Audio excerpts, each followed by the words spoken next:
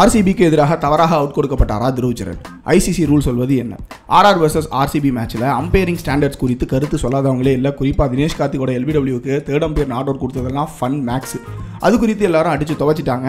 But Virat கோலியோட அந்த மொரட்டு ஃபீல்டிங் எஃபர்ட் அண்ட் துருவ் ஜுரலோட ரன் அவுட் பற்றி மிக்சடான டாக்ஸ் இருக்குது. 14th ஓவரை கேம் கிரீன் போட அந்த ஓவரோட ஃபர்ஸ்ட் பாலர் இயன் பராக் மிட் விக்கெட் திசையில் அடிச்சார். விராட் கோலி தான் ஃபீல்டர்னு பார்த்ததும் 2வது ரன்னை ஓட மறுமுனையில் இருந்த துருவ் ஜுரல் யோசிக்க பராகோட காலை மதிச்சு செகண்ட் ரன் வந்தார் ஜுரல். பட் கோலியோட எலக்ட்ரிக் ஃபீல்டிங்கால அது ரன் அவுட்ல முடிஞ்சுது. இங்க டிபேட் எங்க வருதுன்னா, கேம் கிரீன் ஸ்டம்ப்ஸை பிரேக் பண்ணும்போது பால் அவர் கையில இருந்துச்சா? தேர்ட் அம்பையர் டிசிஷன் கொடுக்கும்போது பால் அவரோட விரிஸ்ட்ஸுக்கு நடுவே இருந்துச்சுன்னு சொன்னாரு. பட் ஐசிசி லா என்ன சொல்லுதுன்னா, பால் ஷுட் பி ஹெல்டுன்னு சொல்லுது. அதாவது பாலை நீங்க உங்களோட கையில பிடிச்சிருக்கணும்னு சொல்லுது.